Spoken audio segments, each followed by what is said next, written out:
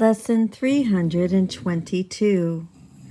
I can give up but what was never real. I sacrifice illusions, nothing more. And as illusions go, I find the gift illusions try to hide, awaiting me in shining welcome, and in readiness to give God's ancient messages to me.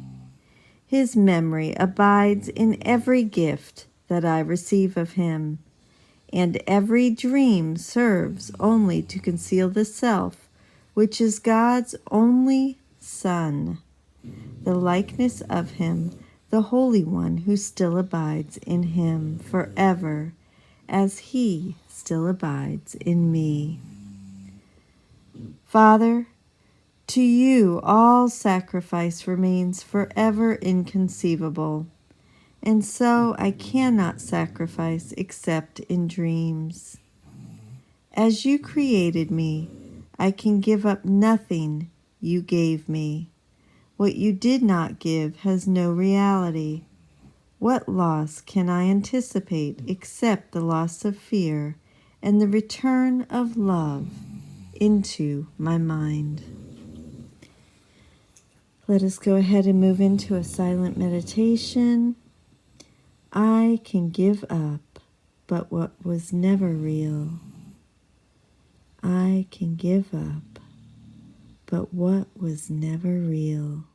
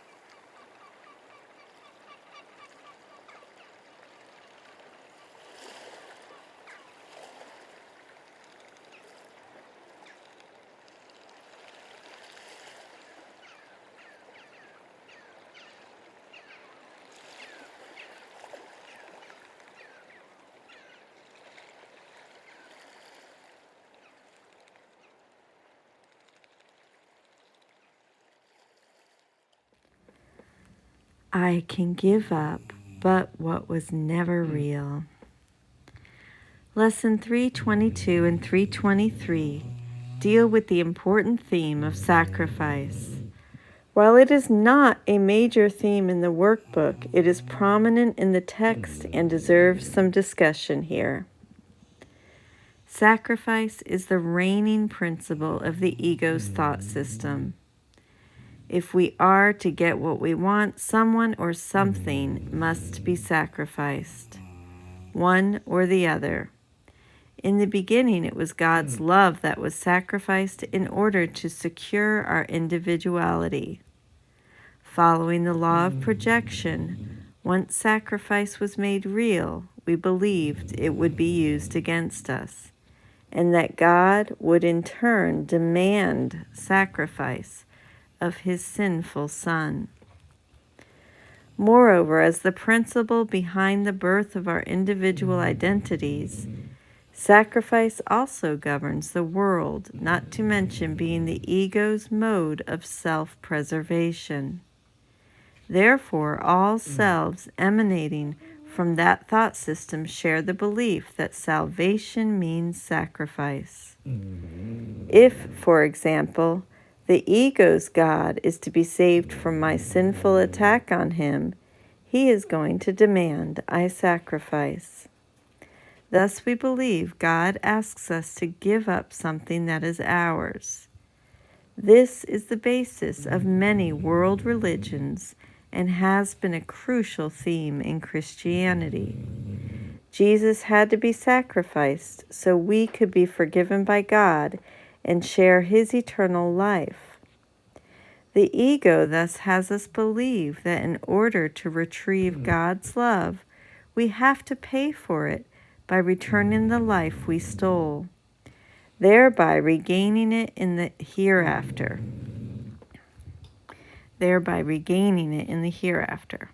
However, we do not want to give it all back because then we would disappear. And so we do it piecemeal. A little bit of happiness, pleasure, or the body's blood, but never everything.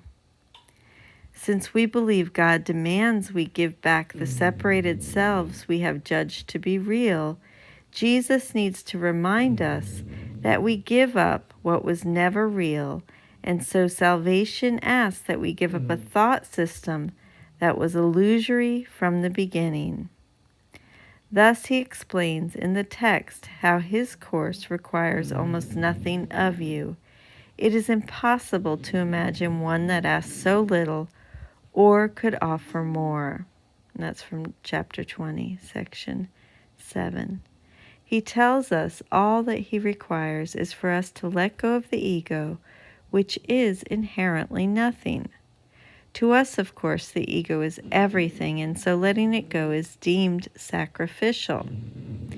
People in religious life, and unfortunately this goes for students of A Course in Miracles as well, have shifted the focus of sacrifice from the content to the form.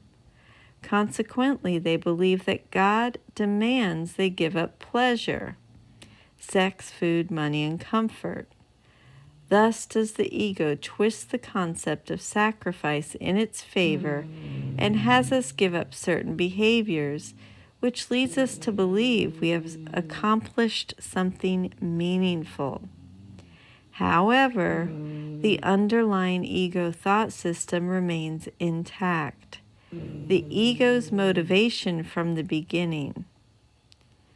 Jesus explains many times that sacrifice has given rise to this strange idea of martyrdom, wherein we become martyred to salvation. That is why people struggle to give up addictions, habits, and relationships, for they think this is what is asked of them. However, if we give up form and retain the content, we have given up nothing. That does not mean it is not helpful at times to change behavior. But if we do not change the mind's underlying thought system, changing behavior is only half the job, as Jesus says in this familiar passage on sickness. The miracle is useless if you do not learn, but that the body can be healed, for this is not the lesson it was sent to teach. The lesson is the mind was sick that thought the body could be sick, projecting out its guilt, caused nothing, and had no effects. And that's from chapter 28, section 2. I can give up but what was never real. We give up. All we give up is an illusion because God did not give the separated self to us. What He did give, our identity as Christ, we can never lose. And what He did not give has no reality. That is why it is imperative for almost everyone in this world, whether they are religious or not, to believe in a God or some greater principle that gave them life. For the same reason, many students of A Course in Miracles have difficulty with the idea that God did not create this world, and why religions need to have God involved here in some way. If He did not give us this world or body, they have no reality, and so we can have no true existence here. Recognizing that we do not exist at all is our greatest fear. But we support, reinforce, and save our special identities by bringing God into them, believing we are born into this world as bodies that live lives deemed to be holy, part of an ongoing spiritual activity or divine process. Therefore, a passage such as the above is one of the most dreaded thoughts the ego can hear. Again, it is terrifying to be told that God did not give us this body or our specialness. In truth, He gave only Himself through extending His love, and this has nothing to do with the world or our illusory self. I can give up but what was never real. I love you. Thank you so much for joining with me today, and I will see you tomorrow.